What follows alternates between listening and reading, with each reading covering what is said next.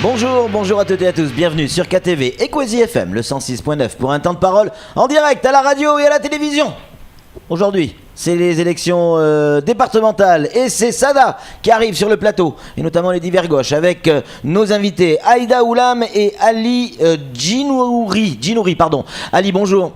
Bonjour. Merci d'avoir accepté notre invitation. Aïda, bonjour. Bonjour. Vous n'êtes pas venu avec vos trompettes? Les fameuses trompettes d'Aïda. Non, pas aujourd'hui. Bon, il fallait oser la faire. On est vendredi, tout est permis. Vous êtes donc, on va redevenir sérieux. Vous êtes donc divers gauche du côté donc de Sada. Là, la couleur politique est affichée. On est à gauche. C'est bien ça? Complètement. Alors pourquoi ne pas avoir choisi le Parti socialiste? Eh bien, écoutez, le Parti socialiste a choisi de soutenir un autre candidat à Sada. Oui. On respecte cette décision. Comme dans tous les cantons, vous savez que ces élections ne sont pas faciles. Nouveau mode de scrutin, nouveau découpage. Vous auriez préféré être socialiste? La parité, j'aurais préféré. Oui. Malheureusement, je ne peux pas porter cette étiquette politique pour ces élections, mais ça ne nous empêche pas d'aller à la conquête du canton et de participer au développement du territoire. Ali, c'est compliqué de se positionner en divers gauche, sachant que son parti de cœur, c'est le Parti socialiste, et qu'il va falloir combattre une autre liste socialiste. Bonjour à la population du canton de Sada, d'abord, pour dire que effectivement, ce nouveau découpage fait que tout est bouleversé. Donc il faut refaire il faut avoir une autre façon de composer. Donc ce qui a fait que déjà pour Chirangui, on est ce qu'on appelle le Niamoja, l'union de Chirangui, qui l'année dernière a permis d'élire la maire actuelle, de réélire la maire actuelle. Donc nous, on est dans cette mouvance-là. Effectivement, nos collègues de Sada, effectivement, qui sont aussi dans cette même démarche. Donc on a, avec Aïda, dit voilà, il y a des enjeux au niveau du canton, il y a des enjeux au niveau du territoire. Donc il a été très important donc de voir comment on s'axait pour arriver à ces objectifs-là, tout en sachant que effectivement on est dans le divers gauche. Aujourd'hui, on est là pour travailler pour Mayotte surtout. Qu'est-ce que vous pouvez apporter dans vos propositions pour cette élection départementale concernant le canton de Sada? En clair, votre programme. Alors, notre programme, donc, effectivement, on le sait tous, donc, on est élu par la population du canton de Sada. Mais avant tout, on est là pour servir Mayotte. Bien sûr. On est là pour les grands chantiers, les grands travaux de cette île. Et on sait ô combien il y a des difficultés, il y a des attentes de la population, il y a des attentes pour les entreprises, il y a les attentes que ce soit au niveau de la sécurité. Donc la population a besoin d'être sécurisée, l'île a besoin de se développer. Donc il y a plusieurs enjeux, si vous voulez. On rentrera dans le détail selon le thème qu'on va aborder. Voilà, Aïda, si, imaginons, je vous le souhaite, comme je le souhaite à tous les candidats qui passent sur ce plateau, si vous êtes élu, il va falloir travailler avec le maire de Sada, notamment Cheikh Bamana, qui est UMP, l'UMP qui vous donne des boutons, semble-t-il. Dès qu'on dit le mot UMP, ça vous donne des boutons. Non, je plaisante, mais est-ce que vous êtes prête à ça? Mais écoutez, lorsqu'on est élu pour toute une population. Oui. Donc, un conseiller départemental doit travailler avec le maire, quelle que soit son étiquette politique. On est là pour développer Sada et Chirangui. Donc, j'espère que Madame le maire acceptera de travailler avec nous, en espérant que nous serons élus. Donc, on travaillera avec les élus des 2 communes pour le développement de ce nouveau canton. Samuel Bocher, le rédacteur en chef de France Mayotte Matin, a une question à vous poser. En tout cas, ça vous fait plaisir à voir parce qu'on voit que vous travaillez main dans la main, que vous vous connaissez bien parce que vous êtes ton sur ton, même couleur. C'était pas prévu. Vous êtes très beau en tout cas. On ne s'est pas donné une couleur. En attendant, j'imagine que dans votre programme et dans vos ambitions, où le développement économique du canton, vous en parliez, est très très important. quand je vous regarde, Ali, on se connaît un petit peu, mais on va parler, c'est très certainement développement numérique, on va parler aussi de tourisme. Ce sont des domaines que vous allez vouloir développer, j'imagine. Bien sûr. Ali. Oui, effectivement, j'ai pas voulu forcément parler du numérique, mais bon, on le verra dans le programme. Effectivement, le développement numérique à Mayotte, c'est très très important. Et effectivement, il s'avère que c'est dans mon domaine, sans citer de marque, mais tout le monde le sait. On va s'y atteler. Mayotte ne peut pas se développer sans le numérique. On sait très bien comment et pourquoi on est attendu sur le numérique, que ce soit sur la partie e-santé, qui est très important aujourd'hui. Mayotte étant très très très loin de l'Hexagone, donc on est obligé de développer au fait cet outil, tout en sachant qu'aujourd'hui on sait que la fibre optique elle n'est pas encore partout dans l'île.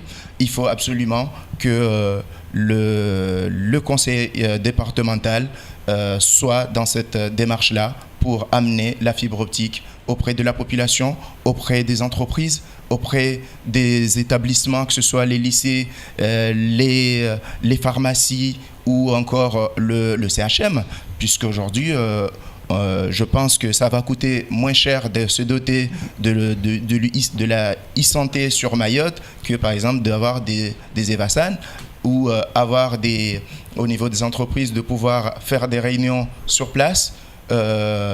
Je pense que ça va coûter moins cher. Et puis après, les entreprises auront le choix entre de vouloir prendre l'avion ou aussi rester sur place et faire leurs réunions. Donc effectivement, le numérique est très important. Comme vous le savez aussi, le domaine touristique, aujourd'hui, à Mayotte, il faut un vrai chemin, il faut vraiment des orientations. Et vous le savez très bien, ô combien je suis aussi attaché à cette institution qui est le comité de tourisme. Il faut absolument que les acteurs du tourisme soient mobilisés. On les accompagne dans cette démarche-là et ça ne pourra pas se faire si le conseil général ne met pas les mains dans les pattes. Aline Djinouri, pardon. Quand j'ai annoncé tout à l'heure que vous étiez d'Ibergoche, on vient de recevoir une salve de SMS, une avalanche de SMS et de mails qui nous disent grosso modo tous la même chose. Il y a 2-3 ans, vous étiez UMP, semble-t-il. Et là, vous vous retrouvez d'Ibergoche. Comment c'est possible ?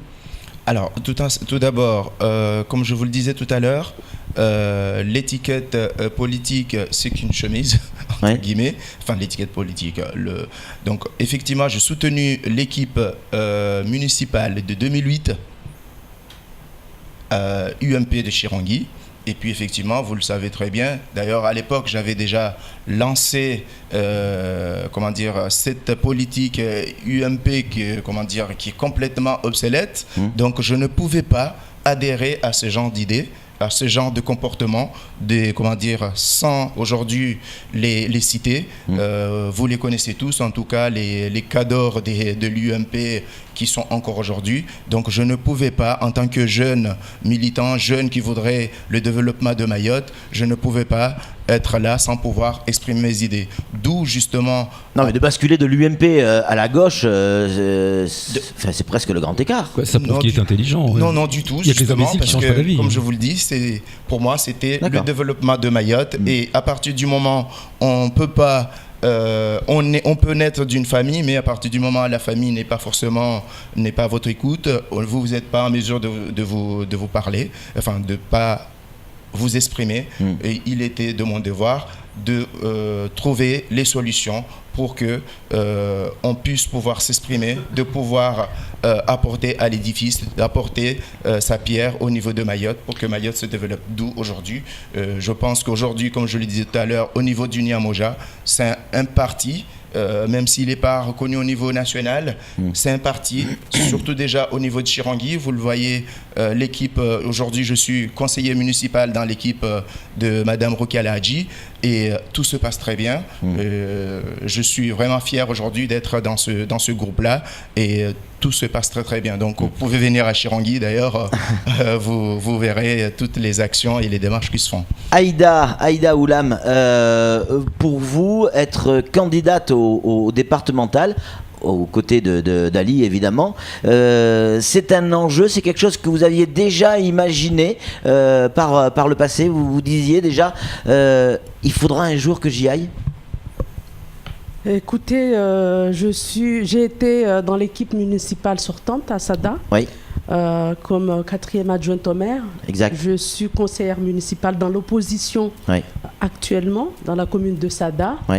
J'avais peut-être pas forcément imaginé les départementales. Les départementales, mais avec la loi sur la parité, le gouvernement a très bien vu qu'il faut laisser la place aux femmes. Donc c'est dans ce cadre-là que Nyamoja de Chirongi, que je remercie, accompagné du comité de Nyambobolé de l'UNFCS de Sada, m'ont demandé de former le binôme avec Djinouri. Et c'est avec plaisir que j'ai accepté parce que j'aime mon territoire et je pense que je peux participer à son développement. Vous vous voyez en tant que président ou présidente du Conseil général, vous l'imaginez ça ou vous dites non, ça c'est pas possible, il faudra soutenir quelqu'un?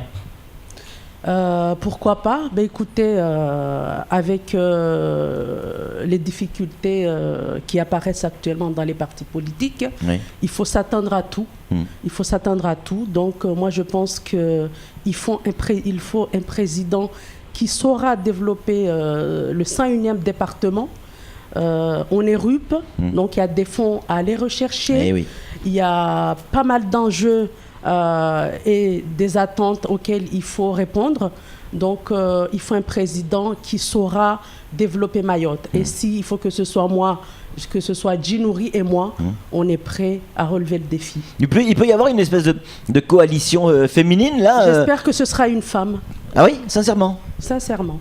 Même si... est-ce que vous pourriez vous entendre avec quelqu'un d'une autre couleur politique pour que ce soit une femme? Tout à fait. Attention, Ali, hein? Non, vous inquiétez pas.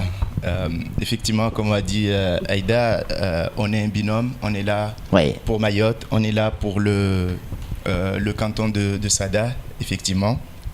Et ce serait une bonne chose, en tout cas, on sera là ensemble.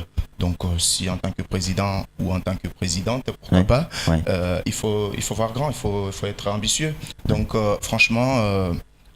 On avisera au moment venu, mais le tout, je pense qu'il faut absolument un président du conseil départemental qui puisse rassembler déjà, et surtout avoir une stabilité politique. Sans la stabilité politique dans ce département, il ne va rien se passer.